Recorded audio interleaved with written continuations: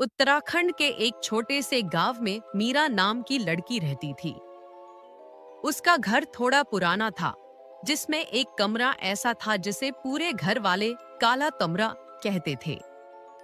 उस कमरे का दरवाजा हमेशा बंद रहता था और मीरा को सख्त मना था कि वो वहां न जाए।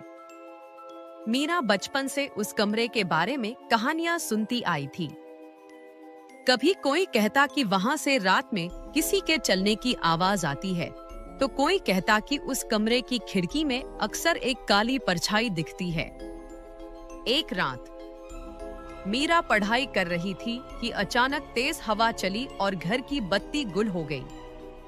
सब लोग अपने कमरे में सो गए, लेकिन मीरा सो नहीं पाई। उसे ऐसा लगा जैसे किसी ने उसके नाम से फुसफुसाकर पुकारा हो। मीरा वो डर गई। आवाज काले कमरे की दिशा से ही आई थी। फिर आवाज दोबारा आई, दरवाजा खोल दो। मीरा कांपते हुए उठी, हाथ में टॉर्च ली और धीरे धीरे काले कमरे की तरफ बढ़ने लगी। उसके कदमों की चरचर आवाज खाली घर में गूंज रही थी। दरवाजे के पीछे से फिर आवाज आई, मीरा, मैं बहुत ठंड में हूं। मीरा के हाथ कांप रहे थे, लेकिन जिज्ञासा डर से ज्यादा थी। उसने धीरे से दरवाजा खोला।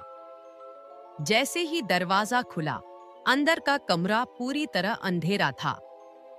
अचानक टॉर्च की रोशनी में उसे एक सफेद कपड़े पहनी औरत दिखी, जो दीवार की तरफ मुंह करके खड़ी थी। उसके बाल बहुत लंबे और पूरे गीले थे। उसका शरीर धीरे धीरे कांप रहा था। मीरा डरकर पीछे हुई। कौन हो तुम? औरत धीरे धीरे मुड़ी, लेकिन उसका चेहरा नहीं था, बस एक काला गड्ढा जैसा।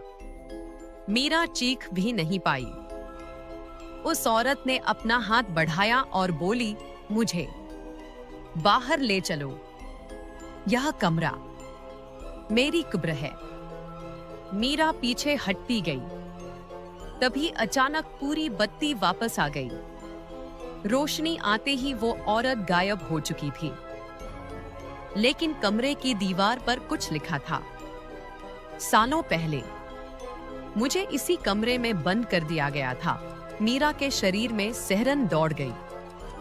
अगले ही दिन परिवार ने वह कमरा हमेशा के लिए तोड़ दिया। लेकिन आज भी गांव वाले कहते हैं, रात के वक्त कभी-कभी उस जगह एक औरत की रोती हुई आवाज सुनाई देती है।